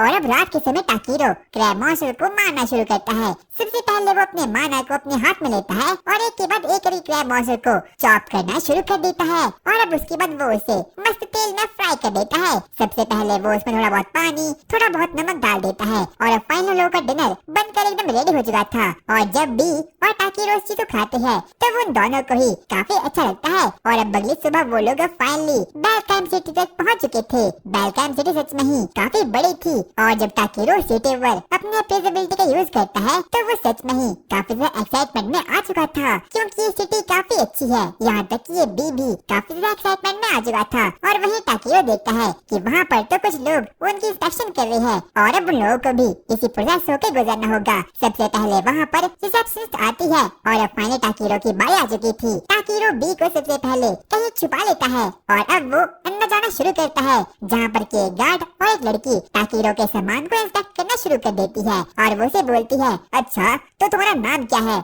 सर मेरा नाम टाकीरो है। और तुम यहाँ पर क्यों आए हो? मैं एक गैदरर हूँ। अच्छा तो तुम यहाँ पर अपनी आइटम्स को सेल करने के लिए यहाँ पर आए हो? अरे नहीं ऐसा नहीं है, मुझे तो यहाँ पर एडवेंचर बनना है। और अब गार्ड भी इस बात को सुनकर काफी ज्यादा एक्साइटमेंट में आ चुका था। और सबसे पहले वो उस पर अपनी एबिलिटी एवेरेस्ट का यूज करता है, जिससे कि वो टाकीरो के बारे में हर एक चीज को जान पाए। वो टाकीरो से कुछ क्वेश्चन पूछना शुरू करता है और अब टाकीरो भी उसके हर एक क्वेश्चन को सही सही जवाब दे देता है। और अब उन बाकी लोगों को पता चल चुका था कि टाकीरो का कोई गलत इंटेंट नहीं है। लेकिन तभी टाकीरो अपने मन में सोचना शुरू करता है, आखिरकार इन लोगों को मेरा स्टेटस कैसे दिख रहा होगा। लेकिन तभी हम देखते हैं कि टाकीरो उल्टा उन लोगों पर ही एपियरेंस एबिलिटी का यूज कर देता है, जहाँ पर से पता चलता है कि वो लोग तो उसके स्टेटस को एकदम गलत देख रहे हैं। और अब फाइनली टाकीरो की ये प्रोसेस खत्म हो चुकी थी। लेकिन तभी वो गार्ड उसे बोलना शुरू करता है, तुम्हारे स्टेटस में मैंने एक चीज देखी, आखिरकार ये ड्रैगन ब्लेसिंग क्या है? अच्छा ड्रैगन ब्लेसिंग। इसलिए टाकीरो अपने पेट बी को वहाँ पर निकाल देता है। और जब वो लोग बी को देखते हैं तो वो लोग काफी ज्यादा शाउट हो चुके थे, वाओ ये तो कितना क्यूट है, क्या एक ड्रैगन है? हाँ ये एक ड्रैगन है, मुझे किंग को इन्फॉर्म करना होगा, क्योंकि ड्रैगन इस पूरे वर्ल्ड में काफी रेयर स्पीशीज होती है। क्या तुम्हारे पास कोई सिंबल है? अगर है तो प्लीज अपने पेट पर लगा दो। टाकीरो अपने बैग में देखना शुरू करता है, जहाँ पर कि उसे एक अजीब सा सिंबल मिलता है और वो उस चीज को बी की टेल में लगा देता है। और जिसे देख कर की बी काफी खुश हो चुका था। आगे अब वो गार्ड से बातचीत करना शुरू करते हैं और अब वो लोग टाकीरो को बोलना शुरू करते हैं, यहाँ से बस सीधा जाओ, तुम्हें एडवेंचर्स गिल्ड मिल जाएगा। और अब टाकीरो और बी भी एडवेंचर्स गिल्ड की ओर आगे बढ़ना शुरू कर देते हैं। और जब वो लोग उस गेट से आगे बढ़ते हैं, सबसे पहले वो सिटी के मार्केट में जाते हैं और टाकीरो और बी को वो चीज काफी ज्यादा पसंद आती है। आगे चलते चलते अब उन लोगों को फाइनली स्क्वायर शेप की एक बिल्डिंग मिल चुकी थी। और अब वो लोग डिसाइड करते हैं कि लोगों को इसके अंदर जाना होगा, क्योंकि वो कुछ और नहीं बल्कि एडवेंचर्स गिल्ड ही था। और अब वो लोग फाइनली एडवेंचर्स गिल्ड तक वहाँ पर पहुँच चुके थे। और वहाँ पर टाकीरो गिल्ड की रिसेप्शनिस्ट आरियाना से मिलता है। वो लोग आपस में बातचीत करना शुरू करते हैं। आरियाना टाकीरो से पूछती है, आखिरकार तुम्हारी क्लास क्या है? दरअसल मैं एक गैदरर हूँ। क्या एक गैदर? ये तो काफी रेयर बात है। उसके बाद वो टाकीरो को एक फॉर्म को फिल करने के लिए दे देती है और अब टाकीरो भी अपनी एबिलिटी से वहाँ पर अपना नाम, ग्राम और पता वहाँ पर भर लेता है। आगे अब वो उसे और ज्यादा पूछताछ करना शुरू करती है, आखिरकार आपका वर्क एक्सपीरियंस कितना है? ये तो ज्यादा नहीं है, क्या आपको कॉम्बैट एक्सपीरियंस है या फिर नहीं? वैसे मुझे थोड़ा सा तो है। तो क्या इसके लिए आपके पास कोई प्रूफ है? हाँ मेरे पास है। उसके बाद हम देखते हैं कि टाकीरो अपने आइटम बॉक्स से एक बहुत बड़े क्रैब मॉन्स्टर की बॉडी को वहाँ पर रख देता है। और जब आरियाना और बाकी लोग इस चीज को देखते हैं तो वो लोग इस चीज को देखकर काफी ज्यादा शॉक्ड हो चुके थे, क्योंकि किसी को भी विश्वास नहीं होता कि एक एडवेंचर के पास आइटम बॉक्स भी हो सकता है। और आइटम बॉक्स इस पूरे वर्ल्ड में एक काफी रेयर गिफ्ट होती है। और अब बाकी गिल्ड के लोग भी अब वहाँ पर आ चुके थे और अब वो लोग टाकीरो से क्वेश्चनिंग करना शुरू कर देते हैं। सबसे पहले वहाँ पर एक अजीब सा बियर मॉन्स्टर वहाँ पर आता है और वो टाकीरो को बोलता है, आखिरकार तुम कहाँ से आए हो? और वो टाकीरो पर अपनी एवियस एबिलिटी का यूज कर देता है। वो आरियाना को बोलता है, आरियाना तुम इसे साइन कर सकती हो क्योंकि इसका ऑरा ब्लू है। टाकीरो को समझ आता कि आखिरकार अभी अभी हुआ क्या, लेकिन तभी वो बियर उसे बताता है, मैंने तुम पर अपनी एवियस एबिलिटी का यूज किया और तुम में से मुझे एक ब्लू ऑरा नजर आ रहा था, यानी कि तुम एकदम क्लीन हो। और जब सभी लोग टाकीरो के कंधे पर उस ड्रैगन को देखते हैं, यानी कि बी को, तो वो लोग इस चीज को देखकर काफी एक्साइटमेंट में आ चुके थे। और अब आगे आरियाना टाकीरो के फॉर्म को फिल करना शुरू कर देती है। और अब फाइनली टाकीरो इस गिल्ड में साइन इन हो चुका था। और साइन अप होने के बाद आरियाना टाकीरो को एक कड़े को दे देती है, जिससे कि अब वो एडवेंचर गिल्ड में फाइनली अब लॉगिन तो हो ही चुका था और अब बी और टाकीरो इस चीज को देखकर काफी खुश हो चुके थे। लेकिन तभी आर्याना टाकीरो को बोलती है, मैंने आपको एज एन एफ रैंक का एडवेंचर यहाँ पर रजिस्टर कर लिया है। और अब उसके बाद टाकीरो एडवेंचर की फैमिली से मिलने के लिए जल्दी से वहाँ पर निकल जाता है। सबसे पहले वो उसकी फैमिली से मिलता है और कोई और एडवेंचर नहीं था बल्कि वही एडवेंचर था जिसकी की बॉडी उसे एपिसोड 1 में मिली थी। वो उसकी फैमिली से बातचीत करना शुरू करता है और वो उन लोगों को बताता है, मुझे उसकी बॉडी टॉर्मी विलेज के फॉरेस्ट में मिली थी। और बाद में जाकर टाकीरो को पता चलता है कि जो उसकी फैमिली है वो तो काफी ज्यादा बीमार है और यहाँ तक कि उसे रॉयल गार्ड्स की कही गई बातें भी याद आती है। उसने उसे कहा था, अच्छा वो अपने मॉम डैड के लिए टॉर्मी विलेज में गया था ताकि वो उनके लिए मेडिसिन को कलेक्ट कर पाए, पर अफसोस वो नहीं रहा। और टाकीरो को इस बात को सुनकर काफी ज्यादा अफसोस होता है क्योंकि इन लोगों का बेटा कोई और नहीं बल्कि वही एडवेंचर था जो कि इन लोगों को एपिसोड 1 में मिला था। उसके बाद हम देखते हैं कि टाकीरो से बातचीत करने के बाद अब जल्दी से सिटी के ट्रेडर के पास वहाँ पर जाता है जो कि एक फॉक्स था और फॉक्स उसकी ट्रेड को देखकर काफी ज्यादा खुश हो चुका था। वो बोलता है, वाओ तुमने मेरे लिए ब्लू मशरूम और कुछ और चीजें लाई है, ये तो काफी रेयर बात है। और अब टाकीरो को भी इस बात से काफी से एक्साइटमेंट हो चुकी थी। लेकिन तभी हम देखते हैं कि टाकीरो से मिलने के लिए वहाँ पर गिल्ड की रिसेप्शनिस्ट वहाँ पर आ चुकी थी और बाद में जाकर हमें पता चलता है कि टाकीरो तो सच में ही इस पूरी सिटी में काफी ज्यादा प्रसिद्ध हो चुका है। और अब गिल्ड की रिसेप्शनिस्ट उसे बोलना शुरू करती है, टाकीरो आपसे बहुत से क्लाइंट्स मिलना चाहते हैं क्योंकि आपका काम उन लोगों को काफी ज्यादा अच्छा लगता है। और वहाँ पर तो टाकीरो को हायर करने के लिए कुछ ज्यादा ही रिक्वेस्ट वहाँ पर आ चुकी थी और अब इसलिए टाकीरो उनमें से कुछ रिक्वेस्ट को ले लेता है और बाकी की जाने देता है। उसके बाद हम देखते हैं कि अब टाकीरो आराम से नहाने के लिए पब्लिक बाथ में निकल जाता है और अब वहाँ पर बीबी मजे करना शुरू कर देता है। टाकीरो अपने मन में बोलना शुरू करता है, मुझे सिटी में आए 1 महीना हो चुका है और जब मैं यहाँ पर पहली बार था तो उसका पानी भी बहुत बड़ा था, लेकिन मैंने अपने मैजिक का यूज किया और अब फाइनली ये अच्छा हो चुका है। टाकीरो आराम से चिल मारना शुरू करता है। लेकिन तभी पीछे से वहाँ पर उसका दोस्त एक मगरमच्छ सोल्जर वहाँ पर आ चुका था और अब वो उससे बातचीत करना शुरू करता है। दरअसल ये टाकीरो का एक बहुत अच्छा दोस्त था। वो साथ मिलकर बात लेना शुरू कर देते हैं और अब उस मगरमच्छ को भी उस एडवेंचर की फैमिली के बारे में पता चुका था। वो टाकीरो को बोलना शुरू करता है, टाकीरो मैंने सुना तुम हीलिंग मैजिक का भी यूज कर सकते हो। बाद में जाकर हमें पता चलता है कि टाकीरो ने तो उन फैमिली की सिकनेस अपनी हीलिंग मैजिक से ही एकदम खत्म कर दी थी और उसने उन लोगों से बदले में भी कुछ नहीं लिया। इतने में वो मगरमच्छ उन्हें बोलना शुरू करता है, तुम्हें बदले में काफी गोल्ड मिल सकते थे। लेकिन टाकीरो कहता है, अरे मैं कोई डॉक्टर नहीं हूँ। और अब वो लोग मजे करना शुरू कर देते हैं। तो सच में तुम्हारे अंदर कोई भी ग्रीड नहीं है? नहीं, मेरे अंदर ग्रीड है, मुझे एक सीजर चाहिए। लेकिन इतना कहने के बाद अब वो मगरमच्छ वहाँ से निकल जाता है। आगे हम देखते हैं कि टाकीरो वापस से ट्रेड करने के लिए उसी फॉक्स के पास जाता है और अब उसका ट्रेडिंग का बिजनेस भी काफी अच्छा चल रहा था। यहाँ तक कि अब सभी के सभी लोग उसे इस पूरे टाउन में भी जाने लगे थे क्योंकि वो इस टाउन का एक खतरनाक गैदर बन चुका था। और अब आगे वो उस फॉक्स से बातचीत करना शुरू करता है। वो फॉक्स टाकीरो को बोलना शुरू करता है, टाकीरो तुम्हें अपने लेवल को अप करना होगा। मुझे पता है तुम अपने लेवल को अप कर सकते हो, लेकिन तुम ऐसा जानबूझकर नहीं कर रहे हो। और टाकीरो भी अपने मन में कहता है, हाँ वैसे बात तो ये सही कह रहा है। उसके बाद टाकीरो वहाँ से निकल जाता है। लेकिन तभी रास्ते में उसे कुछ एडवेंचर्स मिलते हैं जिसके पास की वहाँ पर गिल्ड की रिसेप्शनिस्ट वहाँ पर आ चुकी थी और उसका नाम म्यू था। और सबसे पहले म्यू गिल्ड के एक एडवेंचर से मिलती है और वो उसे बोलना शुरू करती है, हमारे ऊपर खतरा आ चुका है, हम पर गॉब्लिन मॉन्स्टर ने अटैक कर दिया है। और अब सभी लोग इस बात को सुनकर काफी शाउट हो चुके थे क्योंकि इस टाउन में अभी कोई भी ए रैंक का एडवेंचर कोई भी मौजूद नहीं है। इसीलिए हम देखते हैं कि टाकीरो भी वहाँ से जाना शुरू करता है क्योंकि उसका बिल्कुल मन नहीं था कि वो अभी कॉम्बैट ट्रेनिंग करे। लेकिन तभी पीछे से वो एडवेंचर टाकीरो को रोक देता है और वो उसे बोलता है, ओए बच्चे, आखिरकार तू कहाँ जा रहा है? तुझे हमारे साथ काम करना होगा। आगे अब वो प्लान बनाना शुरू करते हैं कि आखिरकार वो लोग कैसे उन गॉब्लिन्स को रोकेंगे। सबसे पहले उनका गिल्ड मास्टर बोलना शुरू करता है, हम उन गॉब्लिन मॉन्स्टर से रिवर पर ही लड़ेंगे और उन्हें खत्म कर लेंगे। लेकिन टाकीरो अपने मन में बोलना शुरू करता है, अरे नहीं यार, मैं कहाँ फंस गया? लेकिन तभी कुछ लोग उसे बोलना शुरू करते हैं, ओए एफ रैंक के एडवेंचर, हमारे काम में अपनी नाक मत घुसाइयो वरना हम तुझे खत्म कर लेंगे। लेकिन तभी लोगों का बॉस वहाँ पर आता है और वो उसे गुस्से से कुछ बोलना शुरू कर देता है, मैंने तेरा नाम बहुत सुना है, क्या तू वही टाकीरो है? हाँ वैसे मैं वही हूँ। मैंने तेरे बारे में काफी कुछ सुन रखा है, इसलिए मैं चाहता हूँ कि तू भी हमारे साथ आए। और अब ताकीरो के पास कोई भी ऑप्शन नहीं बचता और ना चाहते हुए भी अब उसे गॉब्लिन को खत्म करने के लिए उनके यहाँ जाना ही पड़ेगा। और अब वो लोग गॉब्लिन को रोकने के लिए वहाँ पर निकल चुके थे। लेकिन तभी हम देखते हैं कि म्यू सबसे पहले ताकीरो के पास आती है और वो अपने आप को उससे इंट्रोड्यूस करवा देती है। और वो भी ताकीरो को पहले से ही जानती थी। ताकीरो हम मिलकर उन गॉब्लिन को खत्म कर देंगे। और सबसे पहले वो लोग एक बड़ी सी पहाड़ी पर टेंट लगाते हैं। लेकिन तभी वहाँ पर एक अजीब सा छोटा सा ड्रैगन वहाँ पर आता है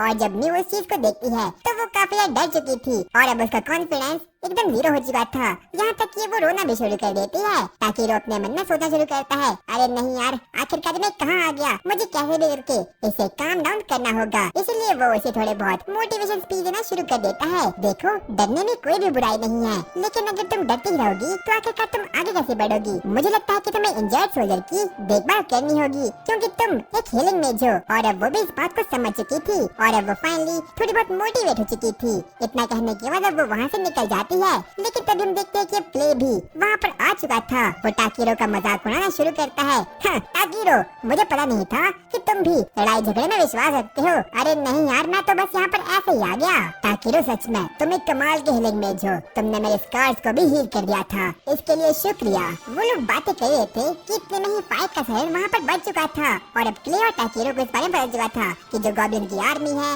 वो टाउन की ओर आगे बढ़ी है। इसीलिए क्ले डिसाइड करता है कि वो आगे बढ़ेगा, क्योंकि वो एक फ्रंट लाइन का सोल्जर है और उसे हमेशा ही आगे रहकर लड़ना होता है। ताकीरो, अब मैं जाता हूँ, मैं तुम लोगों को कैसे भी प्रोटेक्ट करके रहूंगा, चाहे इसमें मैं खुद मर जाऊँ। और अब इतना कहने के बाद क्ले वहाँ से निकल जाता है और वहीं हम म्यू और उसके साथियों को देखते हैं और वो भी सोल्जर्स पर हीलिंग मैजिक कास्ट करना शुरू कर देते हैं। और अब ताकीरो को भी एहसास हो चुका था कि लड़ाई काफी सीरियस है, इसलिए वो सबसे पहले अपने आइटम बॉक्स से एक मैजिकल स्टाफ को निकालता है और एक बैरियर को अपने टैंक के चारों ओर लगा लेता है। और वो बैरियर काफी खतरनाक था, यहाँ तक कि सभी लोग उसकी पार को देखकर काफी शाउट हो चुके थे। और अब ताकीरो वहाँ से आगे बढ़ना शुरू करता है ताकि वो क्ले के पास जा सके और फ्रंट लाइन में रहकर गॉब्लिन को पेट सके। और वहीं हम देखते हैं कि बाकी के लोग भी गॉब्लिन से बड़े मुश्किल से लड़ना शुरू कर देते हैं, क्योंकि वो गॉब्लिन तादाद में काफी ज्यादा थे।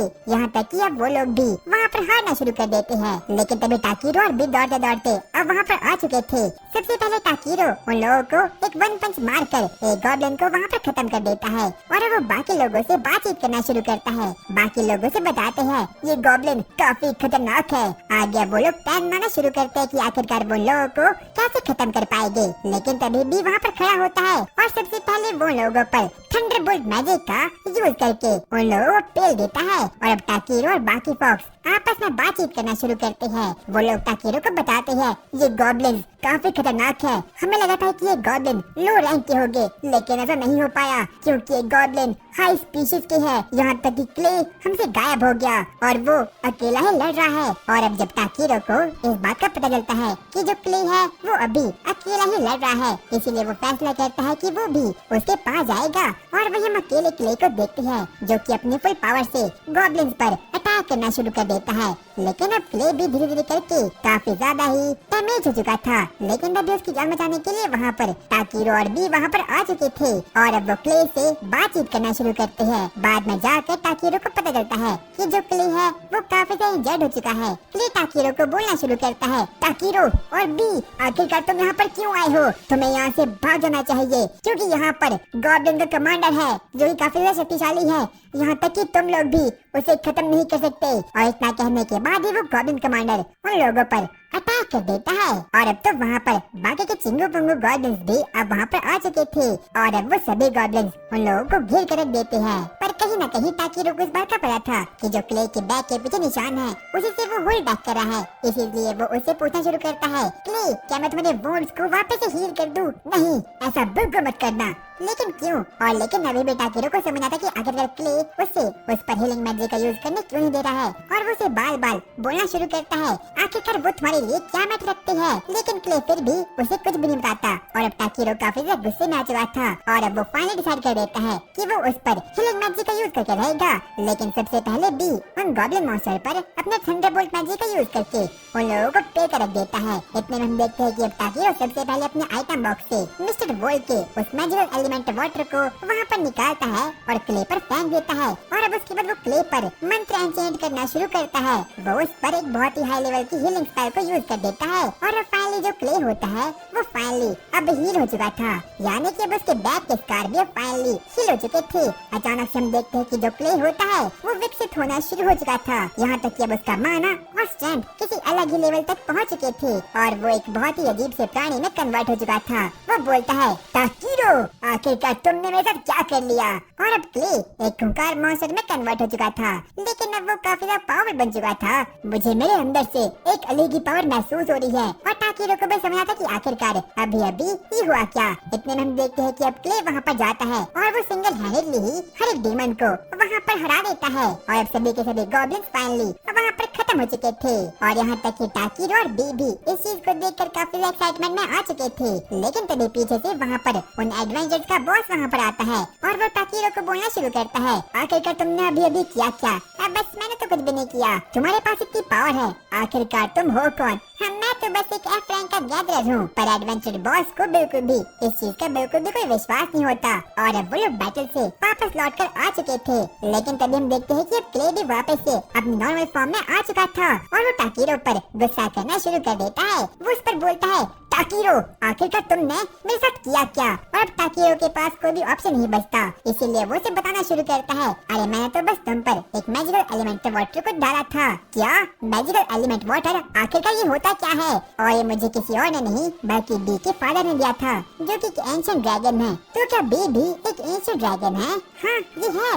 उसके बाद हम देखते हैं कि ताकीरो उससे अपने सीक्रेट्स को बताना शुरू कर देता है, लेकिन क्ले को उसकी बातें बिल्कुल भी समझ नहीं आती और अब क्ले को भी कहीं न कहीं ताकीरो पर शक होना शुरू हो चुका था। वो उसे बोलता है, ताकीरो तुम्हारे पास इतनी पावर्स है, आखिरकार तुम सच में हो कौन। और अब ताकीरो अपने मन में सोचना शुरू करता है, तो क्या मुझे से बताना चाहिए कि मैं इसेकाई हुआ हूँ। इतने में हम देखते हैं कि अब क्ले वहाँ से निकल जाता है। लगता है तुम मुझ पर विश्वास ही नहीं करते। और अब ताकीरो के पास कोई भी ऑप्शन नहीं बचता, इसलिए वो उसे अपनी इसेकाई लाइफ के बारे में बताना शुरू करता है। दरअसल मैं यहाँ पर किसी दूसरे वर्ल्ड से यहाँ पर आया हूँ। क्या इसका मतलब क्या है। और क्ले को तो उसकी बात बिल्कुल भी समझ नहीं आती और आगे हम देखते हैं कि अब ताकीरो उसे हर एक चीज को बताना शुरू करता है और अब क्ले को भी कहीं न कहीं उस पर विश्वास हो चुका था। और अब अगली सुबह ताकीरो मार्केट की ओर जाना शुरू करता है, जहाँ पर कि वो एक आर्मरी शॉप में रुक जाता है। लेकिन तभी पीछे से वहाँ पर एक कैट गर्ल आती है और वो उसे बोलती है, आखिरकार आपको क्या चाहिए। हीरो की मुलाकात वहाँ पर रिबन नाम की एक कैट गर्ल से होती है। वो उसे बोलता है, देखो मुझे अपनी सीजर्स को एकदम अच्छा करना है, क्या तुम कर सकती हो। और जो रिबल होती है वो एक ब्लैक स्मिथ होती है। वो उसे बोलती है, सॉरी मैं ऐसा नहीं कर सकती, पर मेरे मास्टर ग्रोथस ऐसा कर सकते हैं क्योंकि वो हमारे ब्लैक स्मिथ के बॉस है। और अब ताकीरो भी ऐसा करने के लिए मान जाता है, लेकिन बदले में आपको उनके लिए कुछ काम करना होगा। और अब ताकीरो भी मान जाता है। सबसे पहले वो रेबल का पीछा करना शुरू करता है और वहाँ पर अब वो फाइनली ड्वार्फ माइन तक वहाँ पर पहुँच चुका था और जहाँ पर कि वो देखता है कि सभी के सभी ब्लैक स्मिथ अपना अपना काम कर रही है। रेबल उसे बताती है, मेरा सिर्फ और सिर्फ एक ही सपना है कि मुझे एक ऐसे स्वॉर्ड को बनाना है जिससे कि हीरो भी यूज कर पाए। और अब वो फाइनली खुश होकर वहाँ पर निकल चुका था। और अब ताकीरो की मुलाकात वहाँ पर ब्लैक स्मिथ के बॉस ग्रोथस से होती है। वो उसे बातचीत करना शुरू कर देता है और अब ताकीरो उसे अपने वेपन के बारे में बता देता है, लेकिन बदले में ग्रोथस उसे बोलता है, देखो बच्चे मुझे पता है तुम्हारा नाम ताकीरो है और तुम एक गैदरर हो ना। हाँ मैं वही हूँ। मैंने तुम्हारे बारे में काफी कुछ सोच रखा है, लेकिन बदले में तुम्हें मेरे लिए एक काम करना होगा।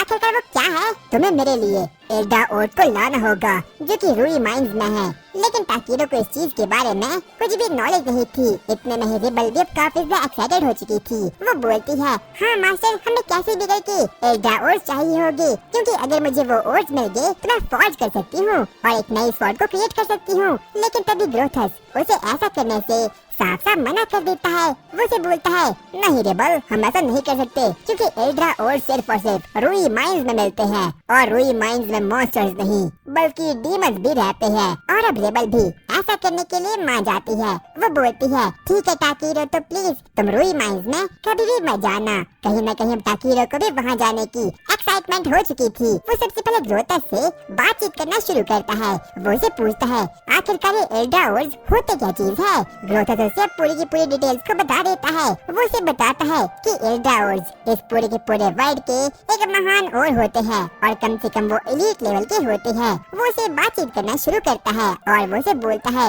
मैं रूई माइंस में जाने के लिए बिल्कुल तैयार हूँ और आपके लिए मैं एल्ड्राओर्स को भी ले आऊंगा, पर बदले में आपको मुझे मेरी सीजर्स को एन्चेंट करके देना होगा। ग्रोथस इस बात को सुनकर काफी शॉक्ड हो चुका था। वो उसे बोलता है कि क्या तुम्हारा दिमाग तो ठीक है ना, वहाँ पर कोई नॉर्मल मॉन्स्टर्स नहीं बल्कि डीमंस रहते हैं। लेकिन तभी टाकीरो अपने बैग में से एक मॉन्स्टर को निकाल देता है और वो बोलता है ये क्रैब मॉन्स्टर है और मैंने इसे बड़ी आराम से मार दिया था। और अब कहीं न कहीं ग्रोथस भी उसे ऐसा करने के लिए अब मान जाता है। उन दोनों में डील होती है और अब टाकीरो और भी निकल जाते हैं अपनी एक नई एडवेंचर पर। सबसे पहले उन लोगों को ड्वार्फ विलेज वजारा में जाना होगा जहाँ पर कि उन लोगों को रूइंस माइन मिलने वाली है। आगे हम देखते हैं कि टाकीरो और भी काफी ज्यादा एक्साइटमेंट में आ चुके थे। सबसे पहले वो लोग एक वैगन में बैठते हैं जहाँ पर कि लोगों को अपने सामने कुछ ह्यूमन दिखाई देते हैं। वो लोग आपस में बातचीत करना शुरू करते हैं। क्या तुम्हें पता है उस ड्वार्फ टाउन में कुछ तो अजीब अजीब सी चीजें हो रही है। हर कोई पॉइजनस प्लांट मर रहा है और यहाँ तक कि बाकी चीजें भी अब खत्म हो चुकी है। हाँ मैंने ऐसा सुना है। और अब टाकीरो उस वैगन से निकल जाता है। वो एक अजीब सी जगह तक पहुँच चुका था। आगे वो डिसाइड करता है कि आगे का वो एडवेंचर एक हॉर्स पर करने वाला है। जैसे वो अपने लेफ्ट में देखता है वहाँ पर एक हॉर्स डीलर का घर था। अचानक से लोगों को एक अजीब सी आवाज आती है, इसीलिए वो जल्दी से वहाँ पर जाते हैं और वहाँ पर कोई और नहीं बल्कि वही एप थी जो कि टाकीरो को पहले ही मिल चुकी थी। वो वहाँ पर एक ह्यूमन को बोलती है मुझे कैसे भी करके सवारी के लिए एक व्हाइट हॉर्स चाहिए। मुझे नहीं पता कि तुम उसे कहाँ से निकालोगे पर मुझे कैसे भी चाहिए। वो ह्यूमन उसे समझाता है मैम जितने भी यहाँ पर एनिमल्स है हम उन सभी को हॉर्स कहते हैं। अच्छा तो क्या ऐसा है। और अब इतना कहने के बाद वो एल्फ लड़की वहाँ से निकल जाती है। टाकीरो और बी डिसाइड करते हैं सबसे पहले वो लोग इस विलेज के फॉरेस्ट में जाएंगे ताकि वो लोग वहाँ से कुछ न्यू आइटम्स को गैदर कर पाए। जल्दी से टाकीरो वहाँ पर जाता है और अपनी एबिलिटी एप्रेज का यूज करता है जिससे कि उसे वहाँ पर बहुत सी मशरूम और एक अजीब सा फ्लावर वहाँ पर मिल चुका था। और जैसे ही वो लोग आगे बढ़ते हैं उन लोगों को वापस से वही एल्फ मिलती है और उसकी कंडीशन बहुत बुरी थी। यहाँ तक कि उसकी पेट से आवाजें आने भी शुरू हो चुकी थी। टाकीरो को पता चल चुका था कि इस बार भी काफी भूखी है। सबसे पहले टाकीरो उसे थोड़ी बहुत पानी को पिला देता है और थोड़े बहुत खाने को भी खिला देता है और उसकी बॉडी से अभी भी काफी बदबू आ रही थी। इसीलिए सबसे पहले टाकीरो उस पर क्लीन मैजिक की एबिलिटी का यूज करके उसे एकदम नहा देता है जिससे कि एल्फ को काफी अच्छा लगता है। वो उसे पूछती है आखिरकार तुमने अभी अभी किया क्या। मेरे मन में एल्फ को लेकर एकदम सुंदर सी इमेज बनी है इसीलिए मैं उसे डिस्ट्रॉय करना नहीं चाहता। वैसे मेरा नाम वेल है। अच्छा मेरा नाम टाकीरो है। एल्फ उसे बताती है कि वो भी वजारा ड्वार्फ विलेज जा रही है लेकिन टाकीरो से बोलता है ठीक है तो मैं निकलता हूँ। लेकिन तभी वो एल्फ से बोलती है तुमने मेरी मदद 2 बार कर ली है इसलिए बदले में मुझे तुम्हें कुछ न कुछ तो देना होगा। इसलिए मैं तुम्हारी मदद करने के लिए बिल्कुल तैयार हूँ। यहाँ तक कि अभी भी इस काम के लिए मान जाता है और अब वो सभी के सभी लोग मिलजुल कर आइटम को गैदर करना शुरू करते हैं। वो एल्फ अब काफी ज्यादा एक्साइटमेंट में आ चुकी थी। सबसे पहले वो टाकीरो के पास जाती है और बोलती है टाकीरो ये देखो मैंने एक रेयर आइटम को यहाँ पर फाइंड कर लिया है। अरे नहीं ये तो सिर्फ और सिर्फ एक रॉक है। वो वापस से एक्साइटमेंट में टाकीरो के पास आती है लेकिन अभी भी वो एकदम घटिया चीजें वहाँ पर लेकर आती है। टाकीरो से बताता है ये सिर्फ और सिर्फ एक पॉइजन वाला मशरूम है। क्या एक पॉइजन वाला मशरूम? मैंने तो ऐसा पहले कभी भी नहीं सुना। और अब शाम काफी हो चुकी थी इसीलिए वो लोग डिसाइड करते हैं कि सबसे पहले वो लोग जंगल में फायर को जलाएंगे और मस्त तरीके से खाना खाएंगे। लेकिन तभी एल्फ बोलती है रुक जाओ इस बार मैं तुम्हारी मदद करूंगी इसलिए मैं जंगल से कुछ लकड़ियाँ कलेक्ट करके लाती हूँ। एल्फ जल्दी से जंगल में जाती है और 2 सेकंड के अंदर ही एक मोटे से पेड़ को वहाँ पर ले आती है। टाकीरो से बोलता है अरे नहीं हमें एक पेड़ नहीं बल्कि छोटी छोटी लकड़ियाँ चाहिए थी। एल्फ उसे बोलती है, रुक जाओ, देखो भी मैं क्या करती हूँ। और अब उसके बाद वो एल्फ अपनी एल्फ पावर का यूज करके 2 सेकंड के अंदर ही उस बड़े पेड़ को काट देती है। और अब उन लोगों के पास फाइनली कुछ लकड़ियां कलेक्ट हो चुकी थी जिससे कि वो लोग आग को जला सकते हैं। इसलिए सबसे पहले टाकीरो अपनी फेज मैजिक का यूज करता है उसके वेपन पर, और तब जाकर उसे पता चलता है कि जो वेपन उस एल्फ के पास है वो कोई आम वेपन नहीं है, बल्कि वो ए रैंक की खतरनाक वेपन है। रात के समय वो लोग मिलजुल कर खाना खाना शुरू करते हैं, और वो एल्फ तो खाने को देखकर काफी खुश हो चुकी थी क्योंकि उसने बहुत सालों बाद इस प्रकार का खाना खाया था। वो एल्फ उसे पूछती है,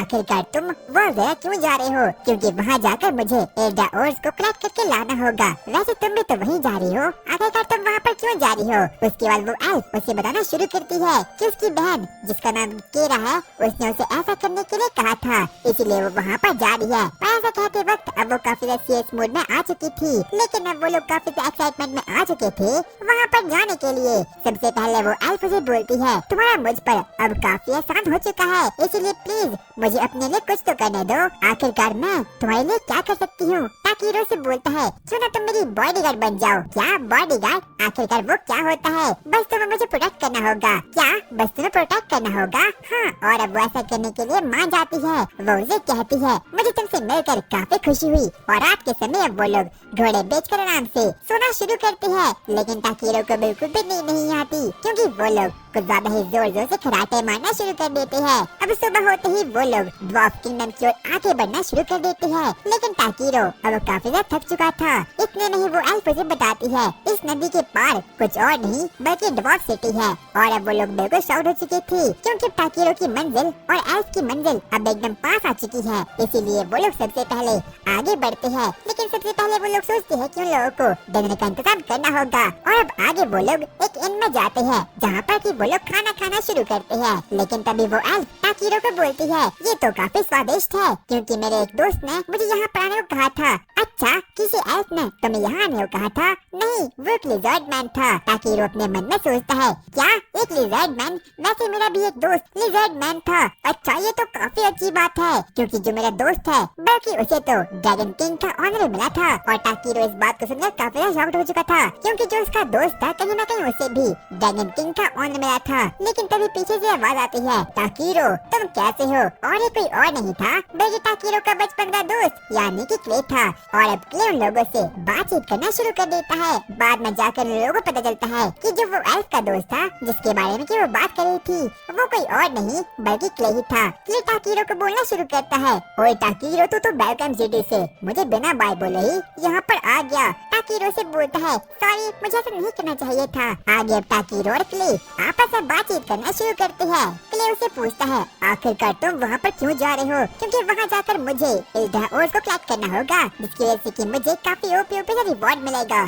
क्या एल्डा ओर्स? वो तो रूइन माइंस में है और वो माइंस काफी डेंजरस है।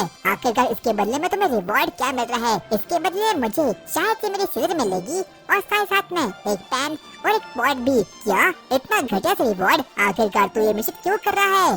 वैसे भी तुम्हें पता है ना तुम्हारा रैंक काफी लो लेवल का है, लेकिन अब कहीं न कहीं वो लोग मान जाते हैं। सबसे पहले क्ले और एल्फ डिसाइड करते हैं कि वो लोग टाकीरो के साथ बॉडीगार्ड बनकर अब वहाँ पर जाने वाले हैं। और अब वो लोग काफी ज्यादा एक्साइटमेंट में आ चुके थे। क्ले टाकीरो को बोलता है, और अब मैं भी तुम्हारे साथ आऊंगा क्योंकि मुझे भी अपने स्फीयर को वहाँ पर जाकर अपग्रेड करना होगा। और अब कहीं न कहीं टाकीरो और बाकी लोग भी ऐसा करने के लिए मान जाते हैं। अगली सुबह ही वो लोग डंजन की ओर आगे बढ़ते हैं। सबसे पहले वो लोग आगे बढ़ते हैं जहाँ पर कि वो लोग फाइनली एक केव के पास पहुँच जाते हैं, लेकिन वहाँ पर बहुत बड़ी लाइन लगी हुई थी। उसके बाद वहाँ पर क्ले सबसे पहले ड्वार्फ के पास जाता है और वो कोई और नहीं बल्कि उसके ही दोस्त होते हैं। इसलिए वो ड्वार्फ सबसे पहले टाकीरो और उसकी गैंग को अंदर जाने का मौका देते हैं। इसलिए वो लोग भी अंदर जाना शुरू करते हैं। ड्वार्फ उन लोगों को उस डंजन के बारे में बताना शुरू करता है और अब वो लोग फाइनली ड्वार्फ की कंट्री तक पहुंच चुके थे। उन सभी ड्वार्फ ने अपना राज्य अंडरग्राउंड बना रखा था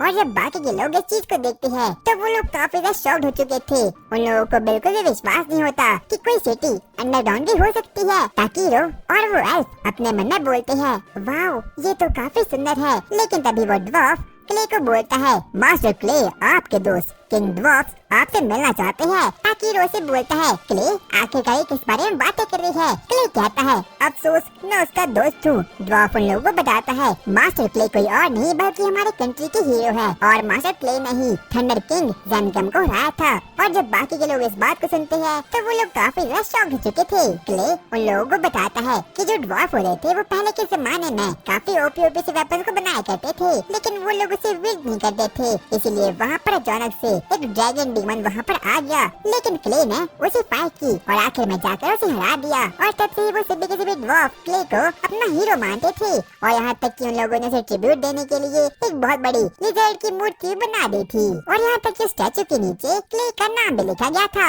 और अब ताकीरो और उसकी गैंग किंग के महल में जाते हैं, जहाँ पर कि वो लोग ड्वार्फ के राजा से मिलते हैं। बोनो का राजा और क्ले बचपन से ही दोस्त थे। वो उसे बोलता है, और क्ले तुम्हारे क्या हाल चाल है? अबे बूढ़ा आखिरकार ये मूर्ति के साथ तूने क्या कर दिया? हाँ मुझे पता था तुम्हें पसंद आएगी। नहीं, मुझे बिल्कुल पसंद नहीं आई। तो क्ले क्या ये सब तुम्हारा ही दोस्त है? और उस बोने का नाम किंग ज़ोरो था। मैं ताकीरो हूँ और मैं एक एडवेंचर हूँ। और अब उसके बाद ताकीरो ग्रोथस के दिए गए लेटर को किंग को दे देता है। उसके बाद हम देखते हैं कि किंग पहले से ही ग्रोथस को जानता था और उस लेटर में लिखा गया था कि लोगों को परमिशन चाहिए थी रूइन माइन में जाने के लिए। कहीं न कहीं अब किंग भी ऐसा करने के लिए मान जाता है, लेकिन सबसे पहले वो ताकीरो को बोलता है, बच्चे तुम्हें पता है ना उस माइन में कोई मॉन्स्टर नहीं बल्कि डीमन जाते हैं। हाँ मुझे पता है।